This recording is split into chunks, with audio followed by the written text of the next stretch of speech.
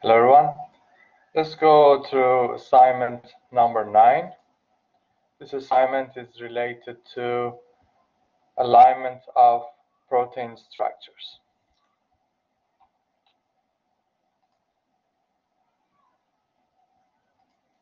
So in this question we have asked, find RMSD for these two proteins using their atom coordinates. So we should know how to calculate this one. We have two different proteins and we can compare them with respect to their coordinates of their atoms. Here we have given only 4 atoms for protein 1, 4 for protein 2. Of course, this is just for practice because in nature we have so many of them. That's why we need softwares in order to deal with that. We need computer tools. But here, just for practice and for the final exam, we are practicing with such questions. And usually, we are dealing with several proteins and we try to group them. So here we have 2 proteins. We are just trying to find RMSD as an example. But we can also ask you if we have P1, P2, P3, which one are more similar in terms of their structures. So it means that once you should compare these two together, once these two, and once P1 with P3 in order to find out which one is more similar if you compare their structures together using RMSD method. And how do you understand about it? By finding the minimum value of them. If, for example, you understand RMSD of P1 and P2 is the smallest comparing to those 3 options, then yes, P1 and P2 are more similar comparing to them. I explained about that in the lecture.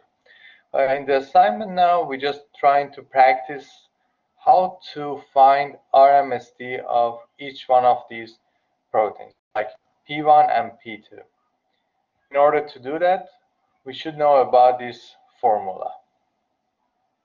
How to write this formula again, because we don't have VI and WI now.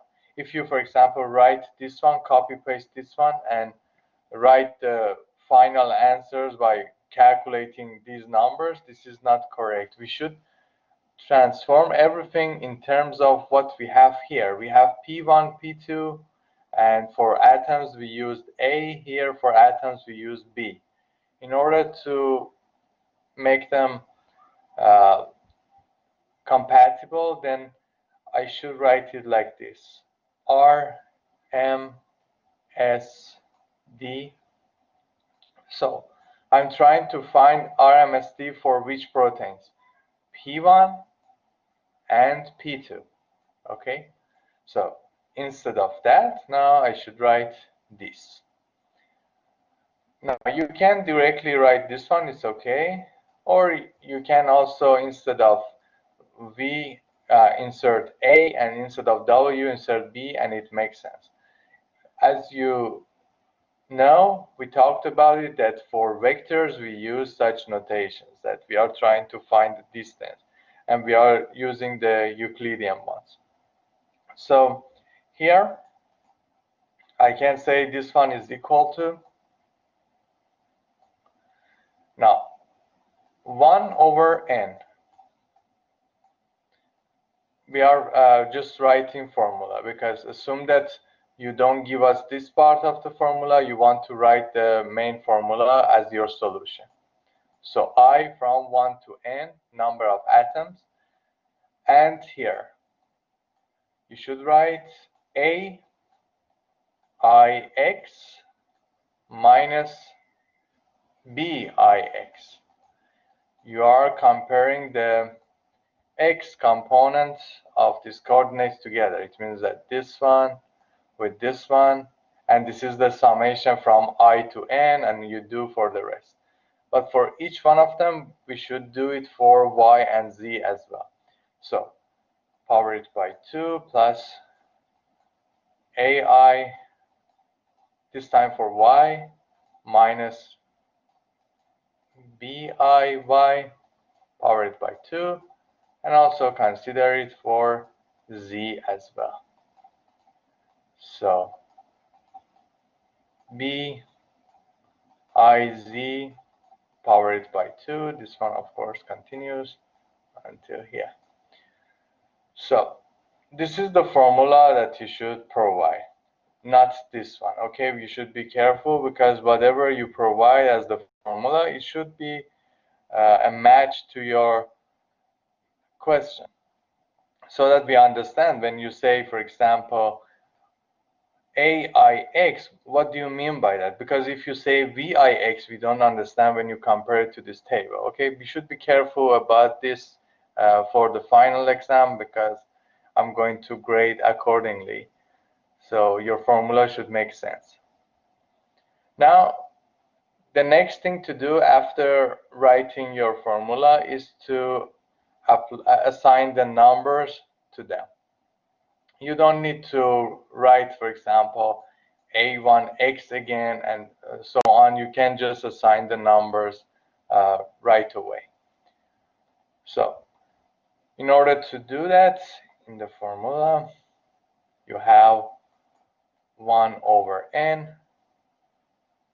What you do here is to subtract each one of them, 20 minus 20 power 2 plus, and you continue. So here, as you can see, I consider A1X with B1X, and then consider Y. So what I have is 5 minus 6 power 2 plus, then consider Z with the other one, 6 minus 13 power 2. Then what you do, you start from the next one here. 10 minus 11 power 2. You continue until the last one. The last one is 11 minus 13. But of course, in the exam, you should write all of them. Don't put 3 dots in the final exam. You should write all of them and calculate them, show us what's the value, and finally, the final result. And here, instead of n, what you should write, we have 4 number of atoms, right? So instead of n, you should write 4, 1 over 4 atoms here. Because by mistake, some students just put the number of all of the cells that we have inside this table. Okay, we should be careful about that, because in the formula, as you can see, I goes from 1 to n. 4 times it happens for X, Y, and Z. Okay, not 12 times, 4 times. So here n is 4 number of atoms. And at the end, what you get as the result, and yes, at the end, what you get as the result, be careful that this should be a positive number, because we are powering everything by 2. So you don't get any negative value for any of them. And at the end, the RMSD here that you will find should be for sure a positive number. In case that this is 0, it means that they are exactly the same in terms of structure. And what's the disadvantage of this method? As I mentioned before, for example, in the sequences that we applied alignment before, we were careful, like which type of nucleotide we are comparing with each other, which type of amino acid we are trying to compare with each other. But now we don't care what is exactly this atom, and what is this one? Is that hydrogen? Is that another atom? We don't know. We just label them like this. So this is a disadvantage of this method, but still it is useful because it shows us the shape, the structure of the protein, and usually when they have the same structure, we expect the same function. But as I mentioned also in the lecture, this is not always the case. We should also check the similarity in other ways and put all the data together, put all the information together, then we can come up with the final answer that which one is similar. But in the exam, if we ask, for example, compare two protein structures using RMSD, then we just talk about this one. So two proteins are similar if they have minimum RMSD. So for example, if you are comparing P1 with P2 and you are finding the RMSD of this one, if for example it happens to be 2.1 and for RMSD P1 to P3, assume that it happened to be 3.6, and you remember the unit, this is angstrom. It's very small unit of distance. We talked about it in the lectures. So assume that for P2 to P3 is 1.7. So if you compare them together, which one is the minimum? Obviously this one.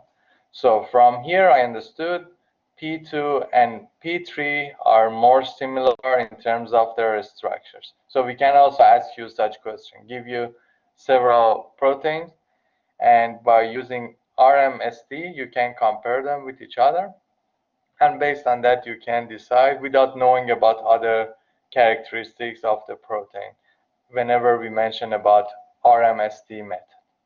Okay guys, if you have any questions, please let me know.